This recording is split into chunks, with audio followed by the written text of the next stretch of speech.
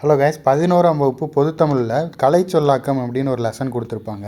இது குரூப் 4 எக்ஸாமுக்கு ரொம்பவே முக்கியமான ஒரு லெசன். இதில் இருக்க முக்கியமான டிரான்ஸ்லேஷன் பார்க்கலாம். ஃபார்மசிஸ்ட் அப்படின்னா மருந்தாளுநர். ஃபார்மசிஸ்ட் அப்படின்னா மருந்தாளுநர். நெக்ஸ்ட்டு எக்ஸ்ரே அப்படின்னா ஊடுகதிர். டைஃபாய்டு அப்படின்னா குடற்காய்ச்சல். டைஃபாய்டு அப்படின்னா குடற்காய்ச்சல். ஆயின்மெண்ட் அப்படின்னா களிம்பு. இது நமக்கு தெரியும். நெக்ஸ்ட்டு இதில் ஒரு 3 இது முக்கியமான கொடுத்துருக்காங்க. இதுக்கு டிஃப்ரென்ஸ் பாருங்கள். நோட் புக் அப்படின்னா எழுது சுவடி. இதுவே ஆன்சர் புக் அப்படின்னா விடை சுவடி. ரஃப் நோட் புக் அப்படின்னா குறிப்பு சுவடி. நோட்டுனா நோட் பண்ணிக்க எழுதுன்னு சொல்லுவோம்ல. ஸோ இப்போ நோட் புக் அப்படின்னா எழுது சுவடி. ஆன்சர்னா விடை. ஸோ ஆன்சர் புக்குனா விடை சுவடி. ரஃப் நோட் புக் அப்படின்னா குறிப்பு சுவடி. ஸோ இங்கே பாருங்கள், விளக்கு சுவடி, அதாவது ப்ராஸ்பெக்டஸ் அப்படின்னா விளக்கு சுவடி அப்படிங்கிறதுக்கு இங்கிலீஷில் வந்து ப்ராஸ்பெக்டஸ்.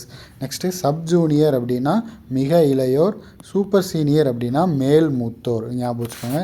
கேரம் அப்படின்னா நாலாங்குழி ஆட்டம். சேல்ஸ்டேக்ஸ் அப்படின்னா விற்பனை வரி. கஸ்டமர்னால் வாடிக்கையாளர். கன்சியூமர் அப்படின்னா நுகர்வோர். நெக்ஸ்ட் அக்கௌண்ட் அப்படின்னா பற்று வரவு கணக்கு. இது நோட் பண்ணி வச்சுக்கோங்க, வித்தியாசமாக இருக்குது. ரெஃப்ரி அப்படின்னா நடுவர். ஆன்டிபயோட்டிக்ஸ் அப்படின்னா எதிர் உயிர் பொருள். ஞாபகம் வச்சுக்கோங்க, ஆன்டிபயோட்டிக்ஸ் அப்படின்னா எதிர் உயிர் பொருள். ஸோ இது வந்து ரொம்ப முக்கியமான ஒரு லெசன். இது குரூப் 4 எக்ஸாமில் கேட்குறதுக்கு நிறையவே சான்சஸ் இருக்குது. நன்றி, வணக்கம்.